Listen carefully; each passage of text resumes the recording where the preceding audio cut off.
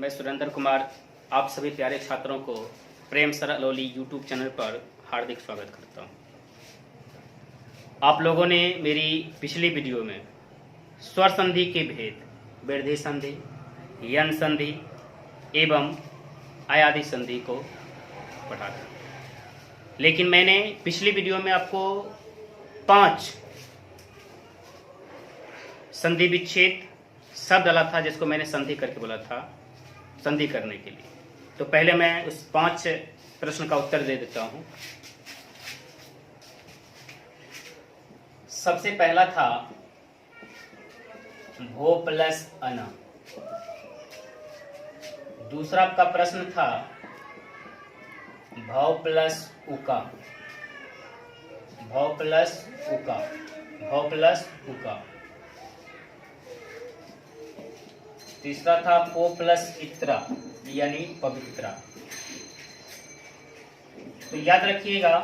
उसके बाद रव प्लस अना चौथा, और 5वां था सरो प्लस अना। सरो प्लस अना।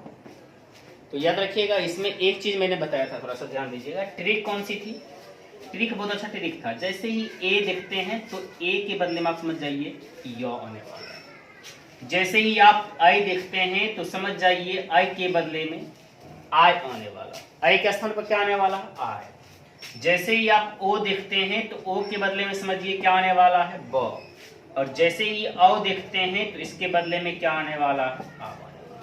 बिल्कुल आप लोग समझ रहे होंगे। अब जरा देख लीजिए, यहाँ ओ है तो इसका मतलब ये ब हो गया। ये जरा देखिए तो ये ओ है ना, तो इसको समझिए ब है तो भ भव हो गया। अब यहाँ पर देखिए अव है ना, तो अव के बदले में क्या समझिए? अव के स्थान पर आप समझिए तो भ और आब हो गया तो क्या हो गया? भाव हो गया, यानी भाव हो गया। तो भाव हो गया, ये क्या हो गया? भाव हो गया। अब यहाँ ओ देख रहे हैं तो ओ के स्थान पर ब समझिए तो ये प और ब क्या हो गया? पब हो गया। क्या हो गया? पब हो गया। और ये अवन है तो अव के स्थान पर क्या समझिए? आप समझिए। तो बताइए क्या हो गया? ये राव हो गया।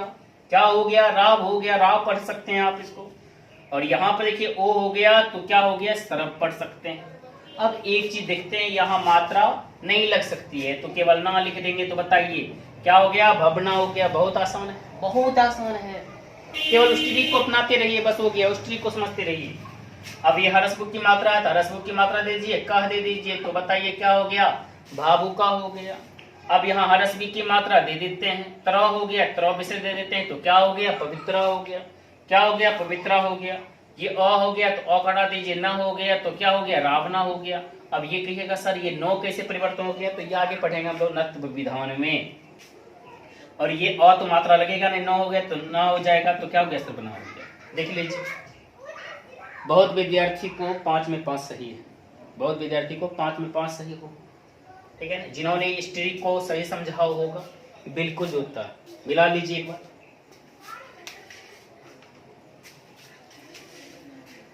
चलिए, हम लोग संधि में पढ़ रहे हैं और संधि में स्वर संधि के 5 भेद खत्म कर दिए। अब कौन सी संधि को पढ़ेंगे? तो याद रखिएगा, पढ़ेंगे हम लोग संधि में व्यंजन संधि को पढ़ेंगे। किस संधि को पढ़ेंगे? व्यंजन संधि। तो परिभाषा तो आप लोग जानते ही होंगे, इसमें कहने वाली बात नहीं है। फिर भी थोड़ा अलग परिभाषा जानते हैं, थोड़ा सा अलग। ऐसा नहीं कि बिल्कुल अलग। बिल्कुल अलग तो मैं कर ही नहीं सकता हूं, ठीक है ना? थोड़ा सा ध्यान दीजिएगा। परिभाषा के रूप में पढ़ते हैं, जब प्लस के ठीक पहले, जब प्लस के ठीक पहले हलंत युक्त व्यंजन हो, हलंत युक्त व्यंजन हो, जब प्लस के ठीक पहले हलंत युक्त व्यंजन हो, हलंत युक्त व्यंजन हो, और प्लस के ठीक बाद, और प्लस के ठीक बाद, और प्लस के ठीक बाद व्यंजन या स्वर हो, व्यंजन या स्वर हो, तो दोनों मिलकर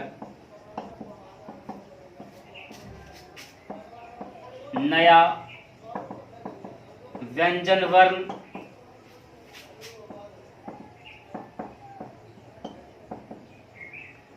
बन जाता है जिसे व्यंजन संधि कहते हैं,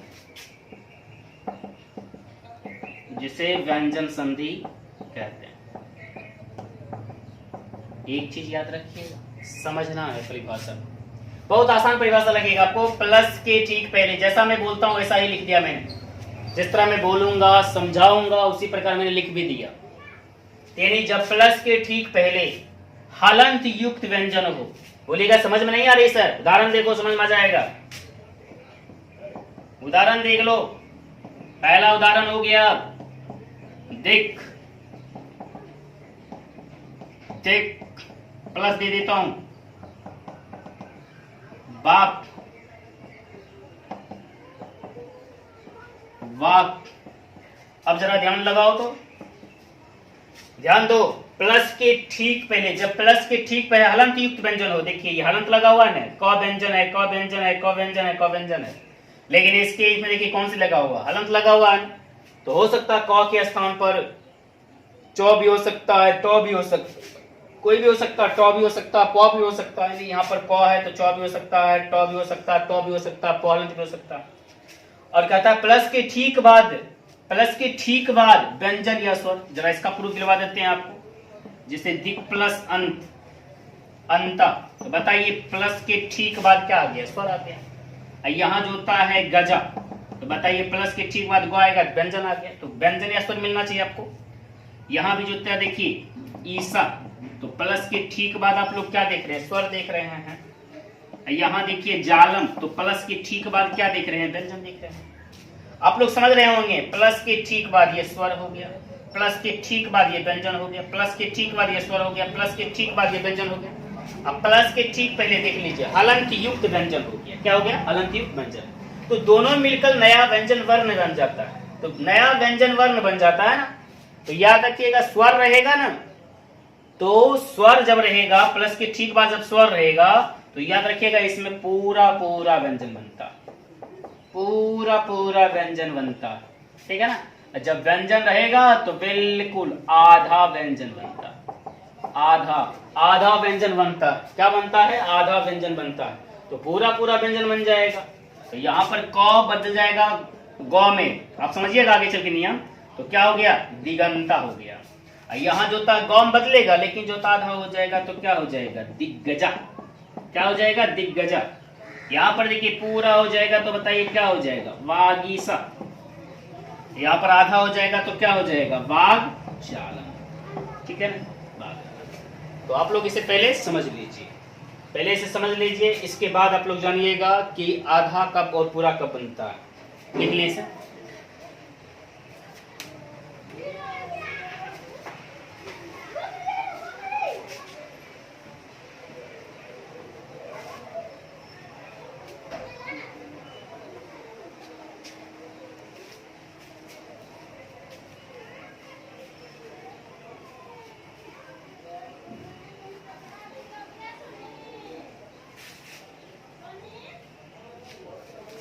अब थोड़ा सा ध्यान दीजिएगा, नियम समझते हैं। नियम है कि प्रथम वर्ण यानी प्रथम व्यंजन वर्ण, ठीक है, प्रथम व्यंजन वर्ण के बाद क्या क्या आएगा कि ये तीसरा व्यंजन वर्ण हो जाएगा, यानी तीसरा व्यंजन वर्ण हो जाएगा। नियम क्या है कि प्रथम व्यंजन वर्ण के बाद, ये नियम समझिए, तीसरा व्यंजन वर्ण कब होगा। तो पहला के स्थान पर तीसरा, इसको कुछ समझते हैं, कुछ लिख देता हूं। पहला के स्थान पर तीसरा कहने का मतलब क्या होता है, यहाँ क हलंत आया था तो यहाँ गौ कैसे हो गया था, गौ या गौ हलंत कैसे हो गया था, गौ या गौ हलंत। यहाँ चौ आया था तो यहाँ टौ हलंत या टौ कब हो गया था। और यहाँ जो होता है टौ आया था तो डौ हलंत या डॉ कब हो गया था, और यहाँ पर त आया था तो यहाँ पर द हलंत या द कब हो गया था, इसको समझिएगा। और यहाँ पर प आया था तो ब हलंत या ब कब हो जाता। एक चीज तो जानते हैं आप, ये हो गया प्लस के ठीक पहले की बात आ गई। कहाँ की बात आ गई? प्लस के ठीक पहले की बात आ गई, यानी प्लस के ठीक पहले, प्लस के ठीक पहले की बात, प्लस के ठीक पहले की बात है ये। तो इसको हम समझते हैं कुछ जोता उदाहरणों से।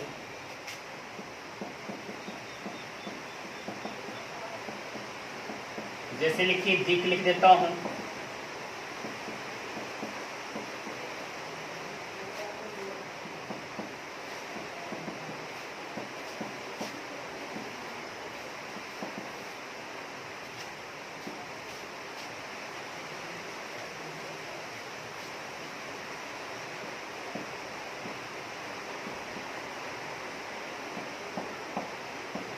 यहाँ पर आप लोग देखेंगे प्लस के ठीक पहले की बात में कर रहा हूँ। प्लस के ठीक पहले क्या आया? क हलन। प्लस के ठीक पहले यहाँ क हलन, पहला बार। प्लस के ठीक पहले क्या? च हलन। यहाँ प्लस के पहले ठीक पहले क्या है? च हलन। और यहाँ प्लस के ठीक पहले क्या हो गया? क हलन हो गया। तो यानी प्लस के ठीक पहले जब भी प्रथम व्यंजन वर्ण हो तो यह प्रथम व्यंजन वर्ण कब तीसरा वर्ण बनेगा, ये जान लीजिए।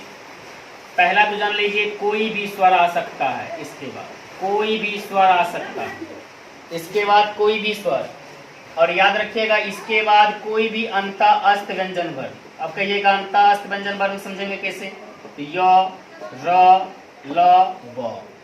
उसके बाद जो होता है तीसरा या चौथा व्यंजन वर्ण, तीसरा या चौथा व्यंजन वर्ण आएगा। तो पहला समझिए थोड़ा सा जो होता है, प्लस के ठीक पहले की बात करें तो दिक प्लस जो होता है अंतः लिख देता हूं, दिक प्लस अंतः। दूसरा देखिए यहाँ पर दिक प्लस गजा। तीसरा समझिए अच प्लस अंतः। और तीसरा समझ इसमें समझिए उच प्लस ए, इसमें अप प्लस ज। अब यहाँ पर ध्यान रखिएगा कि ये पहला क्या हो जाएगा? तीसरा हो जाएगा। इसका मतलब क हलंत के स्थान पर ग या ग हलंत हो जाएगा। लेकिन एक चीज तो जान लीजिए, अगर प्लस के तुरंत बाद जब कोई स्वर आता है तभी जो होता है पूरा पूरा व्यंजन लिखा जाता है तीसरा, नहीं तो आधा लिखा जाता है। तो यहाँ स्वर आएगा पूरा लिखा जाएगा। इसका मतलब क हलंत के स्थान पर क हलंत नहीं बल्कि ग लिखा जाएगा, अभी पूरा। तो बताइए यहाँ दिक नहीं दिक हो गया। क्या हो गया? दिग हो गया। अनुस्वर है तो अनुस्वर दे देंगे, तह दे देंगे तो क्या हो गया? दिगंता हो गया। ठीक है, ये दिगंता हो गया। यहाँ पर देखिए प्लस के ठीक बाद चल जाइए, प्लस के ठीक बाद आपको क्या मिला? व्यंजन मिला। इसका मतलब इसके स्थान पर आधा लिखा जाएगा, तीसरा व्यंजन लिखा जाएगा आधा, और ये अपने आप में पूरा लिखाएगा, ये केवल यहाँ पर आधा लिखा जाएगा। तो बताइए क्या हो गया? दिग हो गया। अब ये गजा हो जाएगा तो क्या हो गया? दिग्गजा हो जाएगा। अब यहाँ पर देखिए चौ है, यहाँ पर देख लीजिए प्लस के ठीक बाद स्वर्ण आ गया। इसका मतलब चौ का तीसरा क्या होता है? जौ होता है, जो कि यहाँ गलत लिखा गया, यानी जौ लिखा जाएगा। याद रखिएगा जौ या जौ हलन। तो बताइए यहाँ पर क्या लिखा जाएगा जो होता है? तो यहाँ पर क्या हो जाएगा? अजंता हो जाएगा। क्या हो जाएगा? अजंता हो जाएगा, अजंता। अब यहाँ तो हलंत है, तो हलंत का स्थान पर क्या हो जाएगा? जो होता है द हो जाएगा, वो भी पूरा पूरा हो जाएगा क्योंकि प्लस के ठीक बाद कोई ना कोई स्वर आया। तो बताइए क्या हो जाएगा? उदाया हो जाएगा। क्या हो जाएगा? उदाया। यहाँ प है तो प के बाद जो होता है यहाँ पर देख लीजिए प्लस के ठीक बाद क्या आया? व्यंजन आया। इसका मतलब ये आधा लिखा जाएगा। तो क्या हो जाएगा? अब्जा हो जाएगा। क्या हो जाएगा? अब्जा हो जाएगा।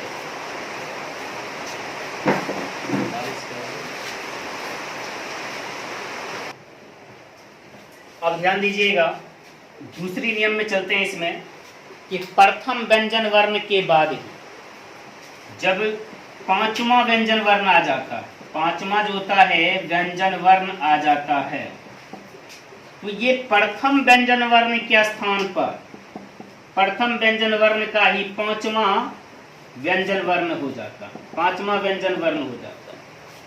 मेरे कहने का मतलब ये होता है कि आपको प्लस के ठीक पहले प्रथम व्यंजन वर्ण मिलेगा, लेकिन प्लस के ठीक बाद पांचवा व्यंजन वर्ण मिलेगा। तो आप ये प्लस के ठीक बाद वाले शब्द को खरोंच भी मत लगाइएगा। खरोंच नहीं लगाने मतलब आप थोड़ा भी इसको अलग नहीं कीजिएगा, सेम लिखा जाएगा। आपको खरोंच अगर लगाना भी है तो इसको लगा दीजिए। इसके लगाने का मतलब इसके स्थान पर पांचवा व्यंजन वर्ण कर दीजिए। यदि क है, यदि क है तो क के स्थान पर क्या हो जाएगा, ठीक है ना, क के स्थान पर अंग हो जाएगा। और चौ है तो चौ के स्थान पर क्या हो जाएगा, यो हो जाएगा। टो है, टो के स्थान पर क्या हो जाएगा, नो हो जाएगा। और तो है, तो के स्थान पर क्या हो जाएगा, नो हो जाएगा। अब पो है तो उसका स्थान पर क्या हो जाएगा, मोहलंत हो जाएगा। तो याद रखिएगा, इसी जो होता है प्रथम को क्या कर दीजिएगा, पांचवा कर दीजिएगा, लेकिन इस भाग को खरोंच में लगाइएगा। कुछ उदाहरण समझते हैं हम लोग। जैसे जगत प्लस नाथ, जगत प्लस नाथ को देख लीजिए। अब जगत प्लस नाथ, प्लस के ठीक बाद जाइए, क्या मिला, ये पांचवा मिला। किस वर्ग का पांचवा है, तो वर्ग का पांचवा है। तो आपको क्या करना है, इस शब्द को ज्यों का त्यों लिख देना है। केवल प्लस के ठीक पहले जो प्रथम व्यंजन वर्ण देख रहे हैं उसको जो होता है क्या कीजिएगा, पांचवा ना दीजिएगा, लेकिन आधा के रूप में ना दीजिएगा। तो बताइए यहाँ पर क्या हो जाएगा, जगन्नाथ हो जाएगा। क्या हो जाएगा, जगन्नाथ। क्या हो जाएगा, जगन्नाथ हो जाएगा। यदि यहां पर जो होता है हम लिख देंगे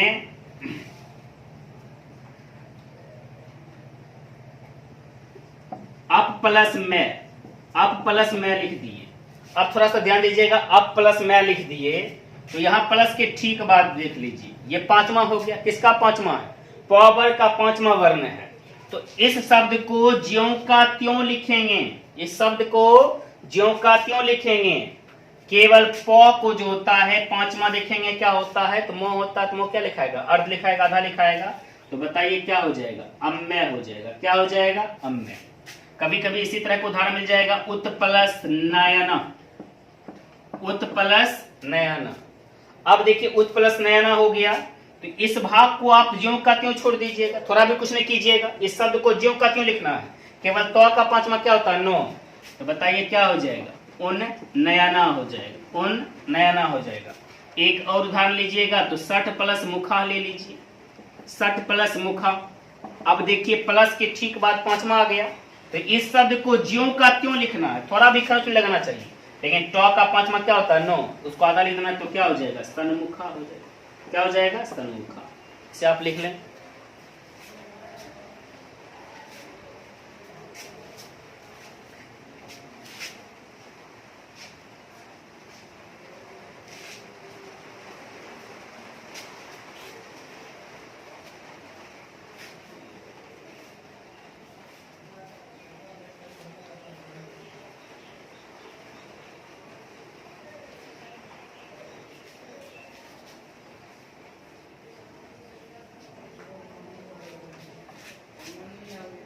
अब एक चीज देखिए, थोड़ा सा जो होता है इसमें एक नियम जो होता है, तीसरा जो चलेंगे हम लोग, नियम तीसरा में, नियम तीसरा में एक ऐसा अक्षर आ जाएगा जिसे आप पलटू राम कह सकते हैं, क्योंकि ये पलटता है, ठीक है ना।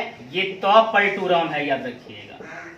इसको बोलते हैं तो पलटू राम बोल सकते हैं। ये तो पलटू राम क्यों कहा जाता है, तो आपको याद रखिएगा, ये आगे वाले वर्ण के अनुसार अपना रूप बदल देता है, मतलब उसी तरह हो जाता है।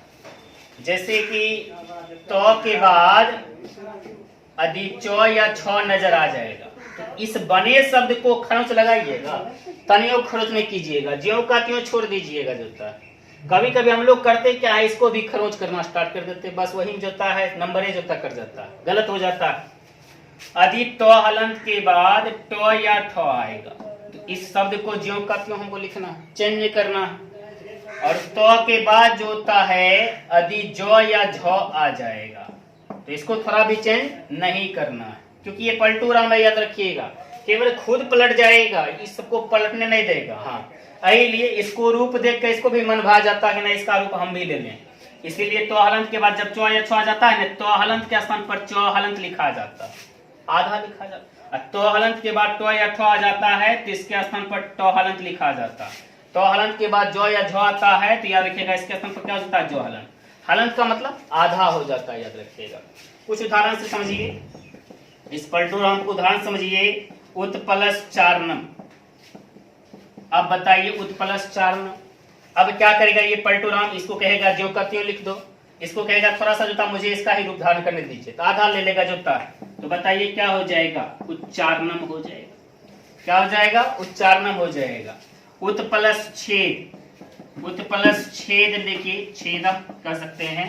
अब थोड़ा सा देखिए इस पलटूराम को, इसको तो ज्यों का त्यों लिखना, ये बहुत आसान होता है क्योंकि प्लस के बाद वाले भाग को, प्लस के बाद वाले शब्द को ज्यों का त्यों लिखना पड़ रहा है, केवल इसको जो होता है पलटना पड़ता है। तो चौ या छ हो जाएगा तो चौ हो जाएगा। तो बताइए क्या हो जाएगा, उच्छेदा हो जाएगा। क्या हो जाएगा, उच्छेदा हो जाएगा। इसी को जो होता है तत्प्लस टीका ले लीजिए, तत्प्लस टीका। अब बताइए इस शब्द को हम क्या करेंगे, ज्यों का त्यों लिख देंगे, केवल इस तो हलंत को क्या करेंगे, टॉम बदल देंगे। तो बताइए क्या हो जाएगा, टट्टिका हो जाएगा। क्या हो जाएगा, टट्टिका हो जाएगा। और दूसरा नंबर जो होता है याद रखिएगा, उत्प्लस डैनम, उत्प्लस डैनम। अब यहाँ डॉ को देखा तो डॉ हो जाएगा, लेकिन इस पार्ट को ज्यों का त्यों लिख देंगे, खाली यहाँ पर तो हलंत के स्थान क्या करेंगे, डॉ हलंत लिख देंगे। तो बताइए क्या हो जाएगा, उड्डैनम हो जाएगा, उड हो जाएगा, डैनम तो ज्यों का त्यों रहेगा। अब बाकी इसका लीजिएगा उत्प्लस ज्वाला, उत्प्लस ज्वाला। और याद रखिएगा ये बड़े बड़े मतलब जो था अच्छे अच्छे लोगों जो था गलतियां शब्द हो जाती है। क्यों, जब भी उसको कहेगा उज्ज्वला लिखने के लिए तो कंफ्यूजन ये होता है कि दो बार जो आधा लिखे कि पूरा पूरा लिखे, लेकिन आधे लिखना पड़ेगा। क्यों, इस शब्द का थोड़ा सा भी कुछ नहीं करते हैं, खरच नहीं लगाते हैं, ज्यों का त्यों उतार देते हैं। तो ये तो के स्थान पर क्या हो जाएगा, आधा जो हो जाएगा। तो बताइए क्या हो जाएगा, उज्ज्वला हो जाएगा। क्या हो जाएगा, उज्ज्वला हो जाएगा। इससे पहले आप लिख लें।